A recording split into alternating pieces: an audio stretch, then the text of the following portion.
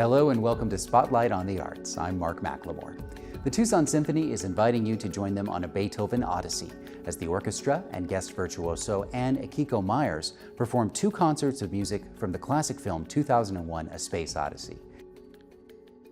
Joining me now is conductor José Luis Gomez to share his excitement for the program. Thank you for being here. Hi. Why was this music chosen?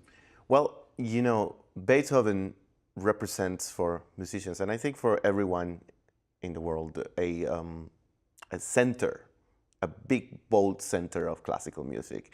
And together with Richard Strauss' most iconic tone point, I think this combination is a little bit of the alpha and omega of one of the most important periods of classical music, which is Romanticism. So that's why I thought these two pieces fit together very well. And being one of them also be part of one of the most iconic films of the 20th century, which is, you know, Space Odyssey, 2001 Space Odyssey by Kubrick. This element of importance of the two pieces of the two composers, together with the film, become some kind of a very powerful beginning for our season also, which is the 90th anniversary season. So it's like it's a very strong statement of music, but also of energy.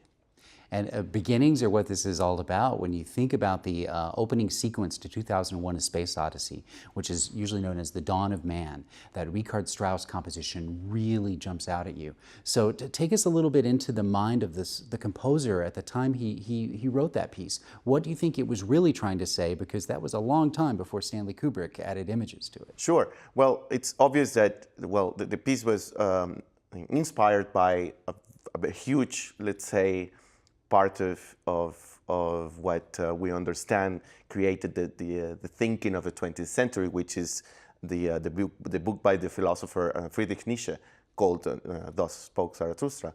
And so he kind of wanted to, not to make a complete description of the whole book, because the book is very long and very complex and very, a little bit intense to my knowledge.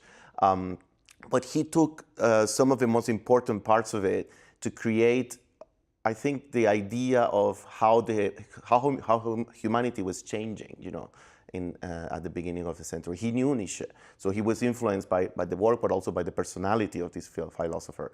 And that beginning, which is so iconic because of the film too, it says exactly with music what the book says, you know, this sunrise, you know, the beginning of a new day, when Zarathustra wakes up and wants to share with the world, you know, these new visions that he had. And so that's something remarkable, that the powerful part of it in the book also became so powerful in the music.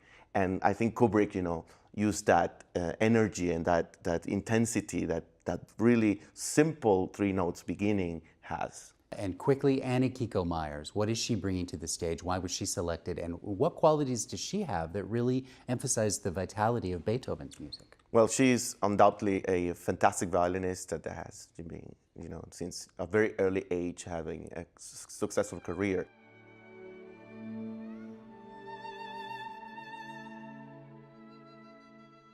What I like about her is the fact that also she's someone that is investing a lot in new composers. And even though she's playing the Beethoven violin concerto, she's known of, you know, asking an American composer like Mason Bates to write a cadenza for that concerto that is so iconic and so classical in a way. So we like her energy, but also her take into, you know, a very standard and classic repertoire like Beethoven, with a twist of, you know, of nowadays, you know, and I think that's fantastic of her. And that's great that she's contributing and giving back to the music. Yes, absolutely.